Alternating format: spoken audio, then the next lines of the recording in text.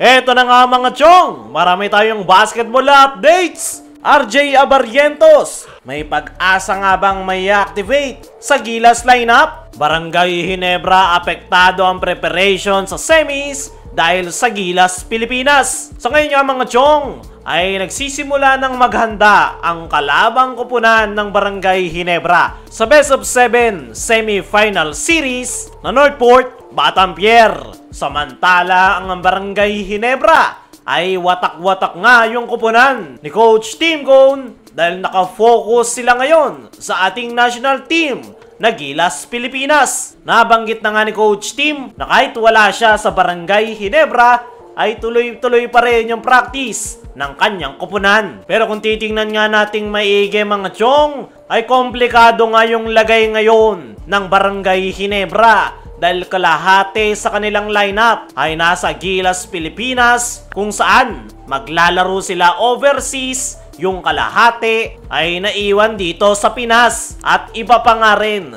kapag kumpletong nagpa-practice ang isang kupunan ng sama-sama. Kaya naman, kahit sabihin ni Coach Tim na tuloy-tuloy pa rin yung practice ng Barangay Ginebra, ay possible pa rin na magka-problema sila sa semis dahil watak-watak nga yung kanilang kupunan. Sa February 23 matatapos yung Gilas stint ng Barangay Ginebra players. At sa February 26 naman magsisimula ang kanilang semi-final series kontra Northport, Batanguer. 3 days nga lang yung pagitan. Actually, hindi lang 3 days yung magiging preparation ng Barangay Ginebra ng sama-sama dahil paniguradong magpapahinga pa yung mga Ginebra players na naglaro sa Gilas, Pilipinas bago sumabak sa preparation ng Ginebra sa semifinals. Para sa akin mga chong, ay komplikado talaga yung sitwasyon ngayon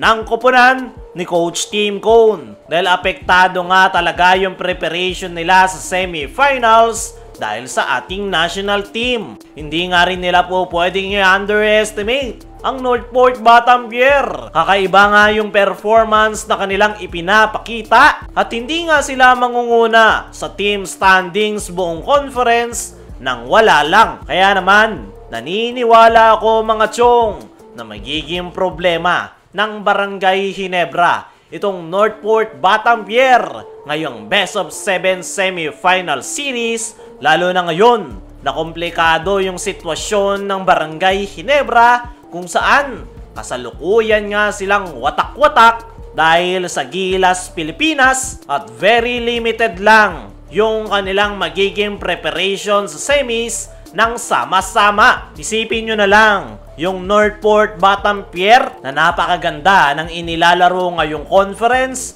tapos meron pang 3 linggong preparation para paghandaan ang Barangay Ginebra. Samantalang ang Ginebra ay nakapaghahanda rin naman. Ang kaso nga lang, watak-watak yung kanilang mga players at magiging 2 to 3 days lang yung kanilang preparation sa semis ng sama-sama. Pero tignan na lang natin kung ano nga bang solusyon ang gagawin dyan ni Coach Tim para sa kanyang kupunan. Hindi rin naman mabitawan ni Coach Tim ang Gilas, Pilipinas dahil importante rin naman yung kanilang paglalaro sa ating national team. At yan nga yung sakripisyo ngayon ng Barangay Ginebra. Dumako naman tayo dito sa kabilang balita. RJ Abarrientos, may pag-asa nga bang may activate sa Gilas lineup? Nitong mga nakalipas nga na araw mga chong, ay inanunsyo ni Coach Tim Cone na ipapasok niya sa Gilas practice ang ilan sa kanyang mga Ginebra players na sila Ralph Koo at RJ Abarrientos. Pero paglilinaw nga mga chong,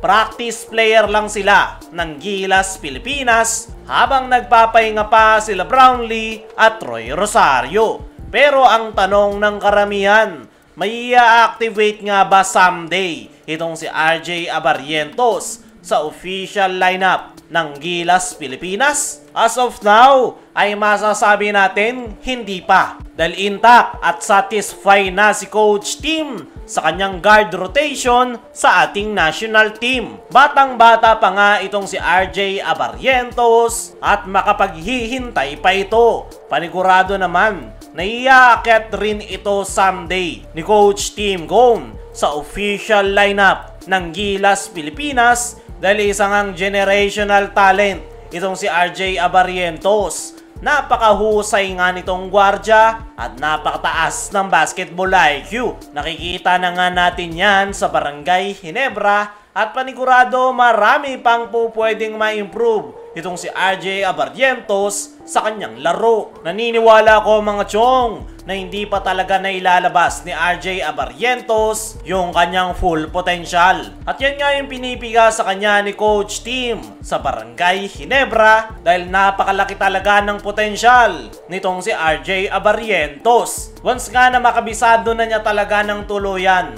yung triangle offense at umabot na siya sa level ni L.A. Tenorio ay paniguradong iaakyat ito ni Coach Tim sa Gilas Pilipinas para maging main point guard ng ating national team. Pero sa ngayon, kailangan munang maghintay nitong si RJ Abarrientos. Kaya mga chong, ano masasabi nyo na possible na i-activate si RJ Abarrientos sa Gilas someday?